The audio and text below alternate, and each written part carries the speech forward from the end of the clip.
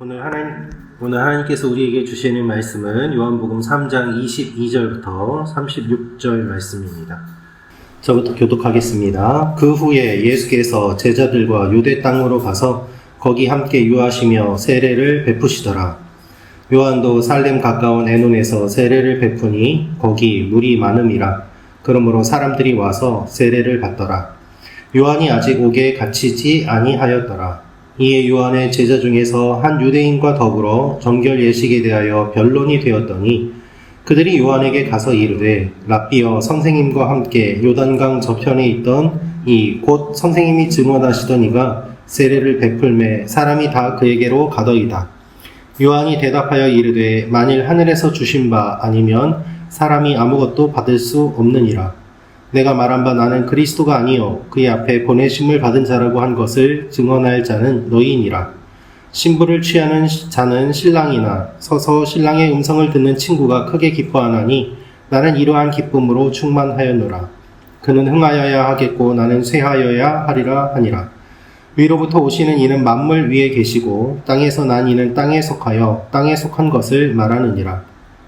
하늘로부터 오시는 이는 만물 위에 계시나니 그가 친히 보고 들은 것을 증언하되 그의 증언을 받는 자가 없도다. 그의 증언을 받는 자는 하나님이 참되시다는 것을 인쳤느니라. 하나님이 보내신 이는 하나님의 말씀을 하나니 이는 하나님이 성령을 한량없이 주심이니라. 아버지께서 아들을 사랑하사 만물을 다 그의 손에 주셨으니 아들을 믿는 자에게는 영생이 있고 아들에게 순종하지 아니하는 자는 영생을 보지 못하고 도리어 하나님의 진노가 그 위에 머물러 있느니라. 아멘. 오늘 말씀은 요한이 계속해서 예수님을 증거하는 내용이 기록되어 있습니다. 예수님께서 세례를 베푸시고 또 그 가운데 사람들이 많이 모이는 상황 속에서 요한의 제자가 나오게 되는데 오늘 이 말씀을 통해서 우리가 알 수 있는 몇 가지 내용이 있습니다. 첫째로 때를 잘 분별하게 하옵소서입니다. 때를 잘 분별하게 하옵소서. 25절부터 27절 말씀 같이 읽도록 하겠습니다. 시작. 이에 요한의 제자 중에서 한 유대인과 더불어 정결 예식에 대하여 변론이 되었더니 그들이 요한에게 가서 이르되 랍비여, 선생님과 함께 요단강 저편에 있던 이 곧 선생님이 증언하시던 이가 세례를 베풀매 사람이 다 그에게로 가더이다. 요한이 대답하여 이르되 만일 하늘에서 주신 바 아니면 사람이 아무것도 받을 수 없느니라. 아멘. 예수께서 제자들에게 세례를 베푸셨는데 그때 요한도 세례를 베풀었습니다. 그래서 22절 말씀을 보면 예수께서 제자들과 유대 땅으로 가서 거기 함께 유하시며 세례를 베푸시더라 라고 되어 있고 23절은 요한도 에논에서 세례를 베푸니 거기 물이 많음이라 라고 되어 있습니다. 그래서 물이 많은 곳에서 세례를 베풀면서 예수님도 세례를 베풀고 요한도 세례를 베푸는 가운데 어떻게 보면 경쟁을 하는 듯이 세례를 베푸는 일들이 일어나게 되었던 것입니다. 물론 예수님이 세례를 베풀었다고 하지만 예수님이 직접 세례를 베푸신 것이 아니라 예수님의 제자들이 세례를 베풀었음을 우리는 알 수 있습니다.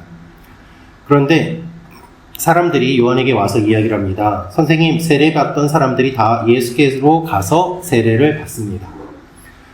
요한에게 와서 세례를 받던 사람들이 이제는 예수님께로 가서 세례를 받는 일들이 일어나는 것을 요한의 제자들이 이야기를 했던 것입니다.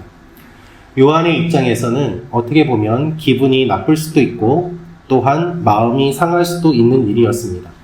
아무리 자신이 예수님을 증거한다고 하더라도 자신을 따르고 세례를 받던 사람들이 이제는 예수님을 따라가는 모습을 보면서 그는 쓸쓸함을 느낄 수도 있었던 것입니다. 그런데 요한은 이에 대해서 이렇게 이야기하고 있습니다. 하늘에서 주시지 않으면 사람은 아무것도 받을 수 없다라고 말입니다. 3장 27절 말씀을 보면 요한이 대답하여 이르되 만일 하늘에서 주신 바 아니면 사람이 아무것도 받을 수 없느니라 라고 되어 있습니다. 즉 그는 세례를 베풀 때에 이 세례 자체가 사람이 주는 것이 아니라 하나님께서 주는 것임을 이야기하고 있고, 또한 이제는 예수님께서 사역을 시작하시기 때문에 자신의 때가 지나감을 그는 인식하고 있는 것이었습니다. 지금까지 많은 사람들이 요한을 따랐지만 그는 이제 그 자리를 예수님께 넘겨주고 자신은 사라지고 예수님은 흥해야 됨을 분명하게 이야기하고 있습니다. 그는 예수님과 싸우지 않습니다. 누가 더 많이 세례를 주느냐, 누구의 세례가 진짜냐, 누가 더 많은 사람들이 따라오느냐, 이런 것들로 예수님과 경쟁을 하는 것이 아니라 그는 조용히 자신이 물러가는 준비를 하는 것입니다. 이것이 요한의 위대한 점입니다. 요한이 요한일 수 있는 이유는 그가 자신의 때와 주님의 때를 잘 분별할 수 있었기 때문입니다. 우리도 주님께서 우리에게 주시는 마음들을 잘 살피며 때를 잘 분별하는 오늘 하루가 되기를 원합니다. 두 번째로 우리가 알 수 있는 내용이 있습니다. 그것은 예수님 중심으로 살게 하옵소서입니다. 예수님 중심으로 살게 하옵소서. 3장 30절, 31절 말씀 같이 읽도록 하겠습니다. 시작. 그는 흥하여야 하겠고 나는 쇠하여야 하리라 하니라. 위로부터 오시는 이는 만물 위에 계시고 땅에서 난 이는 땅에 속하여 땅에 속한 것을 말하느니라. 하늘로부터 오시는 이는 만물 위에 계시나니. 아멘. 자신의 자리를 내려놓고 예수님만 드러내는 것은 절대로 쉬운 일이 아닙니다. 우리는 우리 자신을 드러내고 싶은 욕구가 있기 때문입니다. 특별히 예수님께서 사역을 하시기 전에 많은 사람들이 요한에게 와서 당신이 메시아입니까? 라고 물어보았습니다. 요한은 마음만 먹으면 자신의 세력을 만들 수 있었습니다. 그러나 그는 그렇게 하지 않았습니다. 예수님의 사역을 준비하는 사람이었기 때문입니다. 그럼에도 불구하고 자신의 역할을 잘 하는 것으로 만족합니다. 예수님께서는 이것을 높게 보시고 여인 중에 태어난 사람보다 요한보다 높은 사람은 없다고 이야기를 하셨습니다. 우리도 주인공이 꼭 될 필요는 없습니다. 주님만 드러나면 됩니다. 주님이 주인공이시고 우리는 주님의 일을 감당하는 사람들입니다. 이것을 기억하며 주님 앞에 나아가는 여러분과 제가 되기를 원합니다. 주님께서 드러나시기 위해서 나는 쇠하여도 된다고 고백하는 하루가 되기를 원합니다. 세 번째로 알 수 있는 내용이 있습니다. 그것은 하나님의 말을 하는 사람이 되게 하옵소서입니다. 하나님의 말을 하는 사람이 되게 하옵소서. 34절, 35절 말씀 같이 읽도록 하겠습니다. 하나님이 보내신 이는 하나님의 말씀을 하나니 이는 하나님이 성령을 한량없이 주심이니라. 아버지께서 아들을 사랑하사 만물을 다 그의 손에 주셨으니. 아멘. 하나님께서는 아들에게 성령을 주십니다. 순종하지 아니하는 이라는 뜻은 믿지 아니하는 이라는 의미가 담겨 있습니다. 주님을 믿는 사람은 영생을 얻습니다. 아들을 믿지 않는 자는 심판을 받게 됩니다. 지금 이 이야기는 요한이 하는 것입니다. 예수님이 하는 것이 아닙니다. 그러나 요한은 이 이야기를 하면서 예수님에 대해서 너무나도 정확하게 알고 있습니다. 요한은 예수님의 사역과 그 사역의 의미를 너무나도 정확하게 잘 알고 있었습니다. 요한은 높은 지위에 있는 종교 지도자는 아니었습니다. 그러나 니고데모보다 훨씬 더 잘 깨달아 알고 의미를 알고 있던 사람입니다. 이것이 요한의 특징입니다.